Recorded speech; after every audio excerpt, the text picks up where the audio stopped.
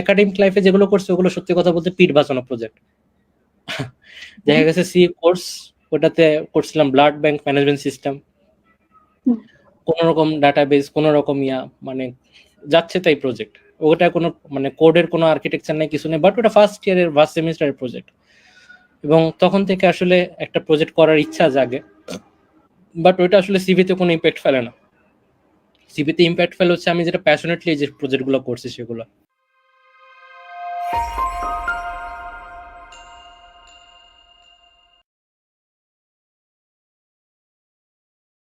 হ্যাঁ, আমরা জেনেছি যে আপনি প্রজেক্টস করেছেন আপনার একাডেমিক লাইফের মধ্যে। এক্ষেত্রে এই প্রজেক্টগুলো কিভাবে আর কি জব পেতে সাহায্য করে? একাডেমিক লাইফের থেকে আমি আসলে যে প্রজেক্টগুলো করছি ওগুলো একাডেমিক লাইফে যেগুলো করছি ওগুলো সত্যি কথা বলতে পিঠ বাঁচানো প্রজেক্ট। দেখা গেছে সি কোর্স, ওটাতে করছিলাম ব্লাড ব্যাংক ম্যানেজমেন্ট সিস্টেম, কোন রকম ডাটাবেস, কোন রকম মানে যাচ্ছে তাই প্রজেক্ট।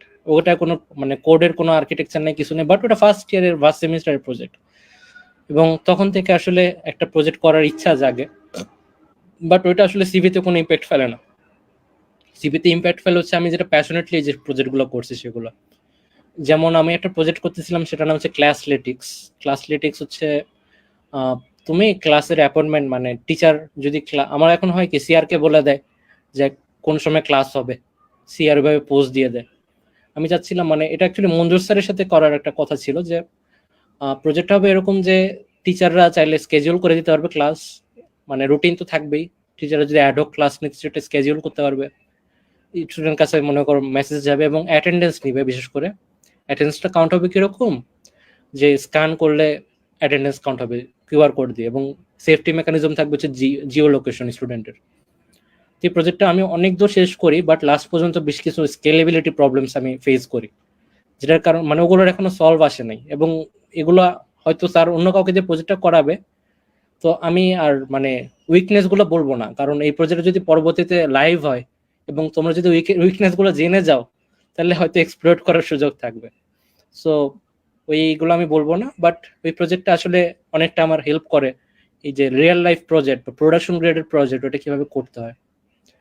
আর বাইরের প্রজেক্ট আমি করছি সেটা হচ্ছে ওপেন সোর্স লেয়ার 5 নামের একটা কোম্পানি আছে, ওরা হচ্ছে মানে ওপেন সোর্স কোম্পানি।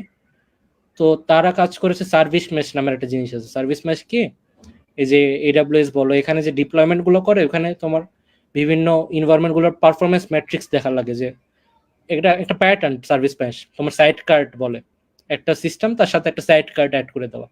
আমরা ছোটবেলায় দেখতাম না, সাইকেলের সাথে দুই পাশে দুইটা চাকা লাগানো থাকতো, ওইটাকে বলে সাইড কার্ড। তো অথবা এখনকার হুন্ডার পাশে থাকে একটা সাইড কার্ড, এখানে যাত্রী নিয়ে যেত। তো এরকম সাইড কার্ড একটা প্যাটার্ন, ওই প্যাটার্নে তারা আর কি কাজ করে।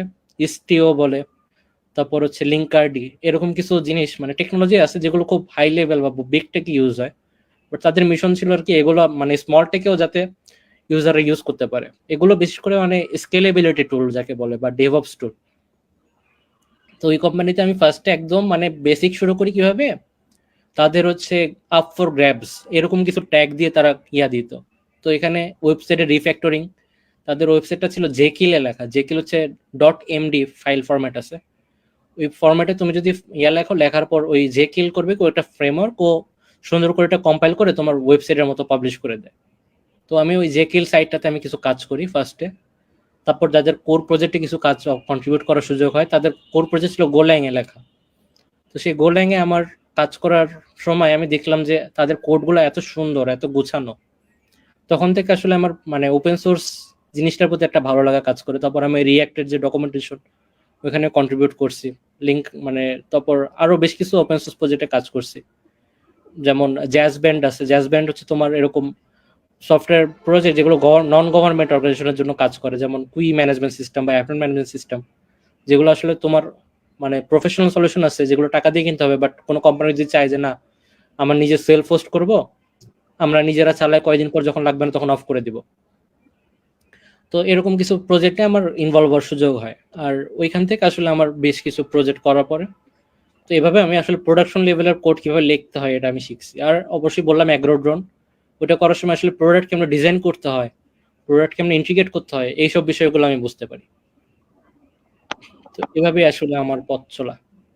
প্রোগ্রামিং লাইনে বা ওয়েব ডেভেলপমেন্ট লাইনে।